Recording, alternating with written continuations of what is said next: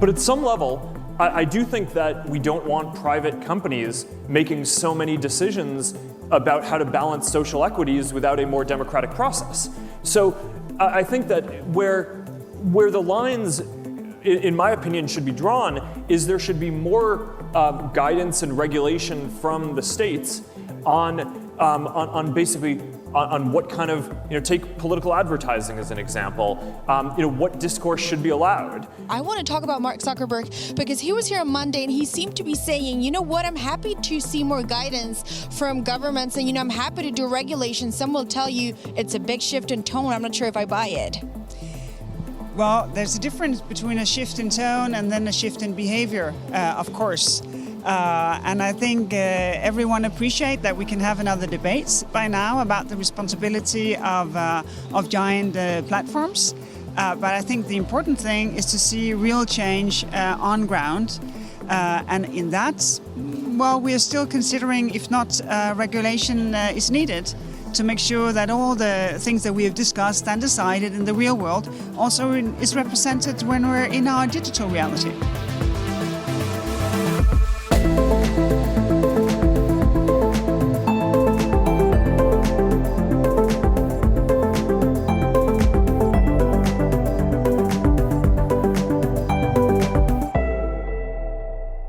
Hello and welcome to Big Tech, a podcast about the emerging technologies that are reshaping democracy, the economy, and society. I'm David Scott. And I'm Taylor Owen.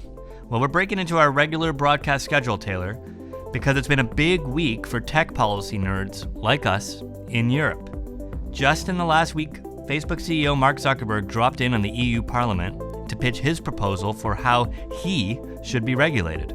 And on Wednesday, the EU unveiled its long-awaited strategy for taking on US tech, as well as proposals for regulating AI and a whole new competition policy regime. So Taylor, why should what's happening in Europe matter for the rest of us? Well, it really does. The internet is splintering into different global blocks. The Chinese government has a real state-centric view of top-down control of the internet. The United States has a much more free market view that's firm-centric and company-centric. But the EU has a focus on rights and on the rights of their citizens and how to protect them through regulations and how to enable an industrial space around AI and around social media companies that puts the individual rights at the center of them. So how Europe chooses to govern the internet could really affect us all. All right, to find out about what happened this week, we spoke with Mark Scott, the chief technology correspondent at Politico. Mark was in Brussels to cover the trip, and we connected with him in his London office right before he was filing his latest story. Mark, welcome to the show. Happy to be here. So it's been a really busy week in the European Union, and I'm wondering if you could just, when it comes to big tech, and I'm wondering if you could kind of give us a lay of the land. The EU just announced their long-awaited grand strategy for taking on the US tech companies. What was in it? Yeah, so in Europe, it's kind of like you wait forever for digital policy to show up and then it shows up all at once. So today, on the 19th of Feb, the Commission, which has been planning this for quite a while, has announced the initial stages of what it wants to do with tech and digital over the next 5 years. It kind of divides into three areas. One is the broad brush, what is Europe's push on this? And the idea is to try and regain some of the landscape that is now currently dominated by the US and the Chinese players.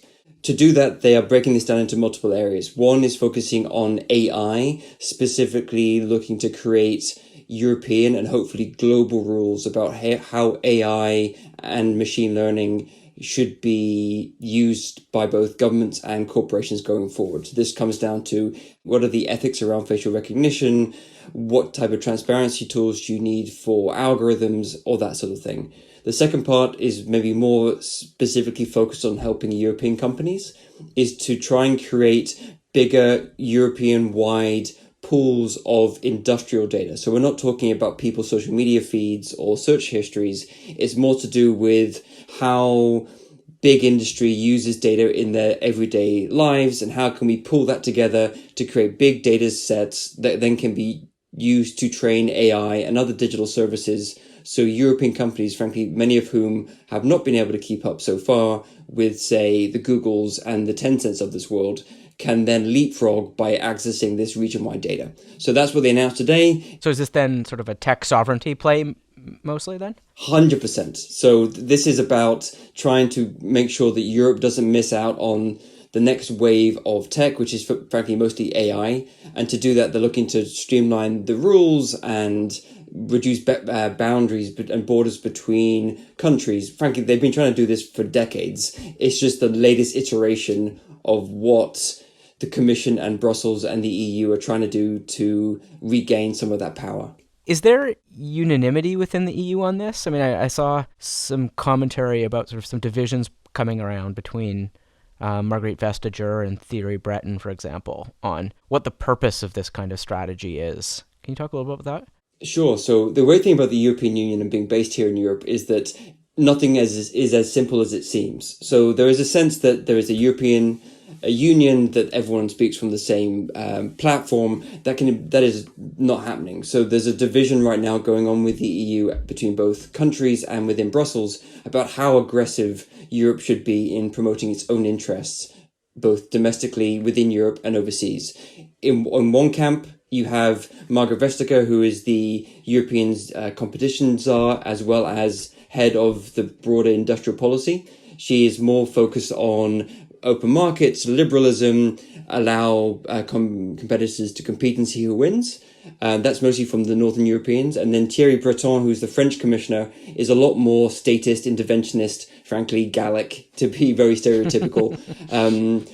And he is more willing to use all the levers that are at the EU's disposal to promote domestic, frankly, national champions incumbents. It is ironic that he was the former chief executive of France's former state telco monopoly. So you can kind of see where he's coming from. Mark, this came on the heels of last month, a lot of world leaders gathering in Davos for the World Economic Forum and taxation policy. At that moment, you had obviously the French 3% tax come up, and then you had Donald Trump lash out about the tax. Was that included in part of this, or is that an entirely separate conversation? So it's part of it, but not part of today's announcement. So what has happened is that amongst the digital tax discussions that are going on within the OECD, everyone's punted it until January to 2021 to make unilateral decisions on whether to move forward. The idea being is to give the OECD an opportunity to fix the problem. What the European Union have said they would do is that if there's no global deal, they're going to move ahead aggressively with a European-wide digital tax. So within today's announcement, it's part of the drumbeat for regulation. Some of the Europeans are very eager to move ahead with a region-wide tax. They're just holding off until December when, frankly, most people think the OECD is going to fail. Do you get the sense that there's a real feeling that this regulation will project globally? I mean, you hear sometimes people talk about the EU plus, right? That this is actually not just about the European market, but it's a geopolitical projection in a way. So the Europeans are very eager to carry on from what they did with their privacy rules back in 2018, the idea being that if you set the de facto standard globally, others will fall in line. And you can see that happening from South Korea to Brazil. This is happening within privacy. They are trying to do the same thing when it comes to AI in particular. The concept being if we set global rules for our 500 million well-heeled consumers, those who want to sell into Europe are going to have to follow those rules. And frankly, because the US doesn't have any rules and China's a whole different thing, the rest of the world will fall in line. I'm slightly skeptical on that, mostly because AI and privacy, although there is some overlap, are very different areas. The Europeans have been dominating in global privacy rules since the 1990s. No one has set AI rules yet. And so Europe is starting from a weaker base, and they also don't have the domestic European champions like the US and China do from the corporate side to push that. So I would be concerned about Europe trying to go global on AI rules, but frankly, no one following them because there's no track record of Europe doing that.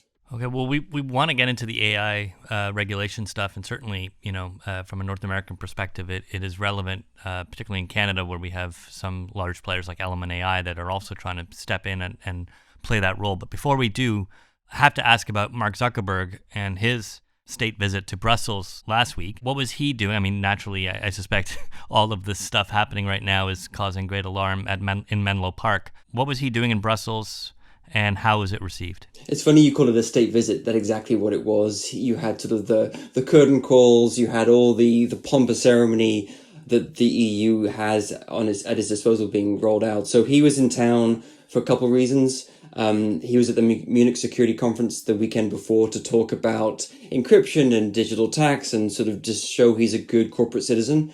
Within Brussels, his specific focus was on content and content liability and who should control that, what role should platforms play in policing users' material online. To be frank, it went down really badly. Zuckerberg came in with Nick Clegg, the former deputy UK Prime Minister, who's now their chief lobbyist, to sort of say, we're the good guys, you set the regulation, we'll follow it.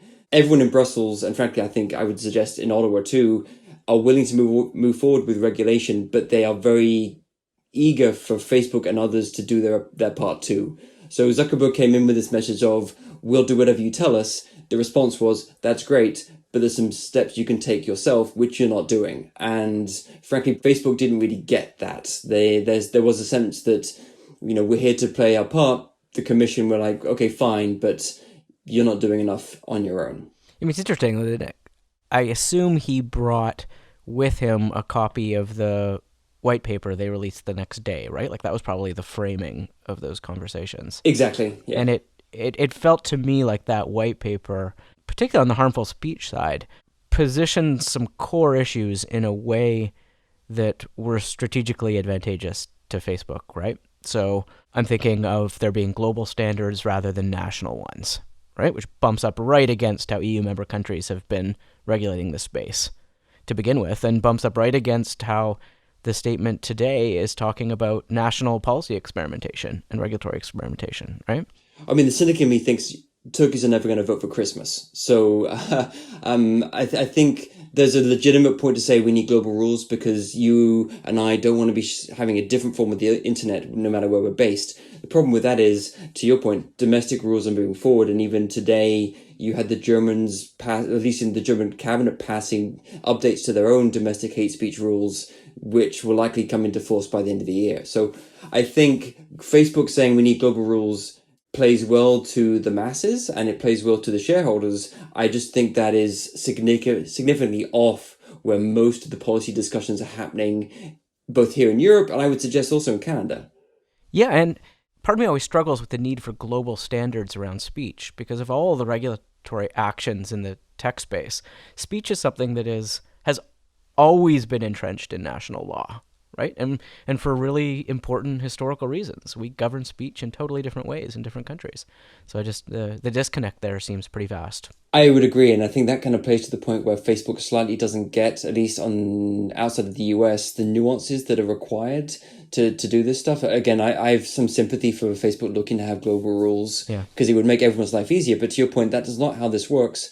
And you look at what's going on in Germany, France, the UK, even down to Singapore and its fake news law. Like, these things are happening domestically, and if you don't respond to them quickly, you're going to get left behind. One last thing on the white paper which caught my attention was this focus on not doing absolute takedowns for all flagged hate speech, but focusing instead on the amplification of it and having thresholds for the reach and velocity with which things are spreading, and that those are subject to takedown.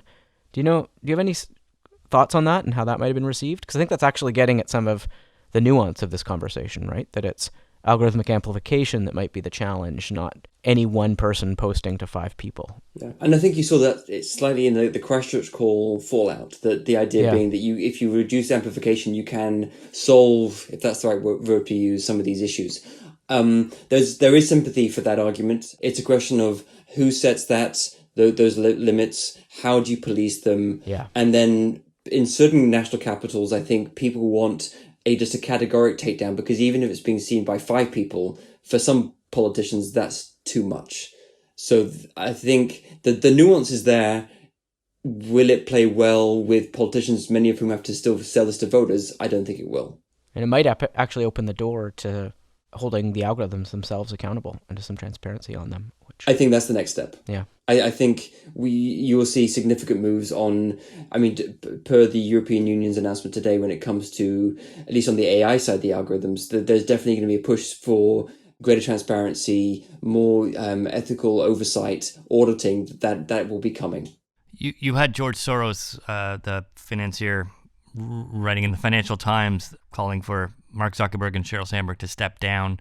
You mentioned the Christchurch call. I'm thinking of the proxy that was started by the New Zealand Super Fund to get investors to rethink their investments in some of these companies. Beyond the regulatory political realm, has there been conversation on the corporate social responsibility and the role that they can play in alleviating some of these concerns? Frankly, no. I think some of that is because, at least here in Europe, the business community and the policymaking community don't talk to each other. And so the idea of providing some sort of CSR role or shareholder accountability just is not part of the discussion now, purely because politicians aren't making those links, nor are investors themselves. But I haven't checked the share price today, but I think most of the big tech firms are at record highs when it comes to their stock price. So I don't see how this increased regulatory oversight or proposals have affected their bottom line yet. Yeah, in fact, when they got their fines from the feds, Facebook stock shot up. Exactly. Aside from the visit and the announcement, there was also a package of AI regulatory plans laid out. Who did that, and what? So from a distance, it can be hard to sort of navigate which committees and groups and EU politicians are doing what exactly. Who launched the AI regulatory package, and what was it saying? I mean, to be frank, I'm quite close to this, and even I get confused, so that's completely fine. Okay. I'm glad to hear that. So the way this works out is that the division of power within the European Union right now kind of splits between two commissioners. You have Vestager, who has her competition role, but broadly she is the woman pushing and is behind some of the AI proposals. And they are focusing a lot on the ethical use of data, the algorithmic transparency, the potential limitations on facial recognition, and other type of corporate uses of AI. And so the next step is kind of complicated. I think there's a consultation until late spring, I believe, to get sort of interested parties' feedback. And then that will then lead to some horse trading, and the commission will come up with some rules probably in Q3, Q4 about what to do next. And then there's probably another 2-ish years of internal lobbying before we get anything on the books. So we're looking at 2023-ish, if anything happens. So there's that part. But then it's very difficult to separate that from the data package that was announced today, and because frankly data runs the AI networks of the future, and a lot of that is about opening up industrial data for specifically EU companies, and I would suggest incumbents, so they can then also get into the AI game. They also have the data sets that they can pool to use and build up their own AI capacities to compete with the US and Chinese players. So it's a European data trust type scenario. Exactly. Yes. Yeah. And the European data trust, I believe, is going to be happening, at least the proposals, by the end of this year, end of 2020. But then, ironically, some of the people involved in the data trust are the US players, because they have significant data center and data infrastructure in Europe. So legally, they can, because, for example, Facebook Ireland and the HQ in Ireland is technically a European company. So they can also participate in that. So there's going to be some horse trading, I think, on the geographical domain of who can participate. When you think of the scale of data access on both the Chinese and US tech side, is it even realistic to think that there's a real industrial capacity here that can be built on top of this? Or is it just going to be too late? I think on the consumer side, it's too late. I think from the industrial use, sort of the industry 4.0, which the Germans always like to talk about, there is a potential opportunity there, particularly from the Siemens, the Bosch, the Alstoms, the sort of the industrial players who might be able to become more efficient in their business practices by using AI and machine learning.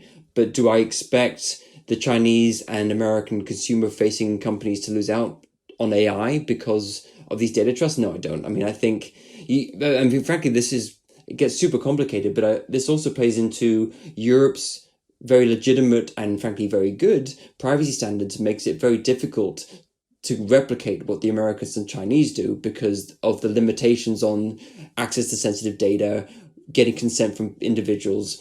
That in Europe is already a stumbling block for using data in AI, and that's only going to get progressively more difficult now that the Commission is paying more attention to it.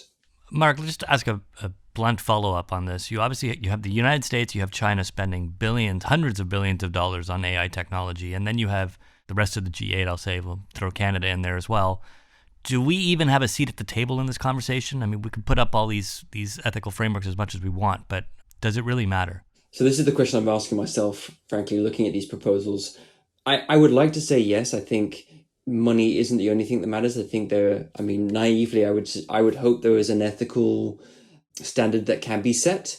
But then I also think money talks, and the level of sophistication of AI already in place by some of the Chinese and US players, I struggle to see how, with the resources available to the rest of the G8, to use your example, you can catch up, particularly when you're starting to put limitations, and frankly legitimate limitations, on use of AI through ethical rules.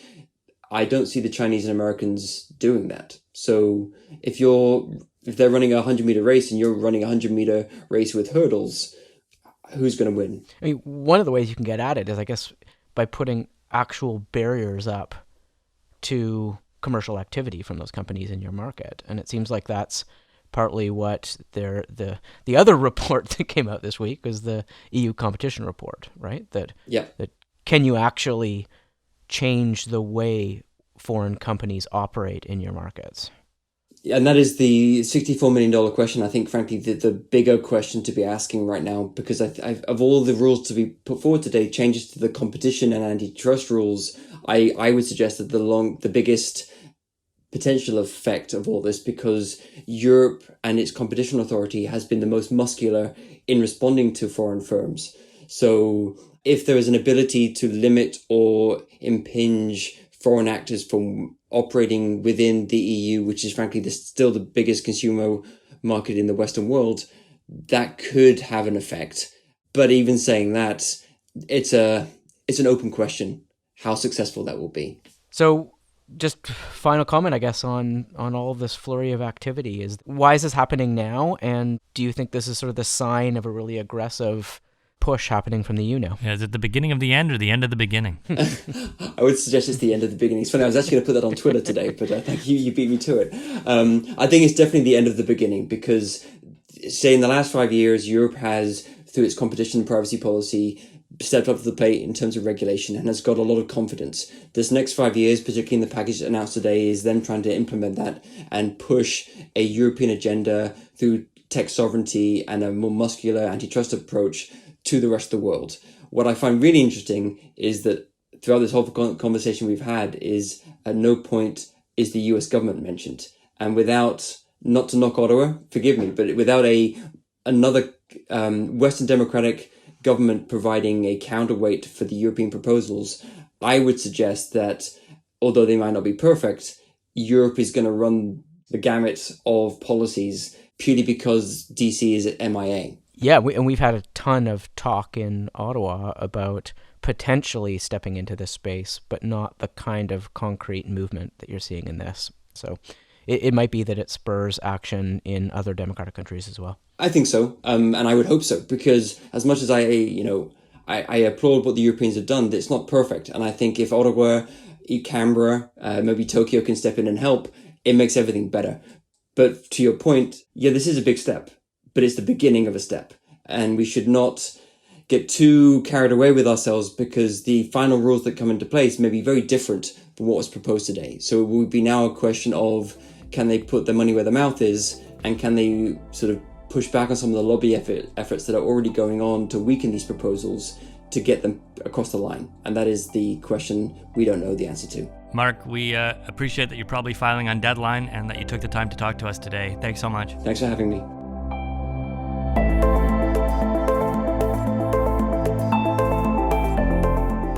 The Big Tech Podcast is a partnership between the Centre for International Governance Innovation, CIGI, and The Logic. CIGI is a Canadian nonpartisan think tank focused on international governance, economy, and law. The Logic is an award-winning digital publication reporting on the innovation economy. Big Tech is produced and edited by Trevor Hunsberger. Visit bigtechpodcast.com for more information about the show.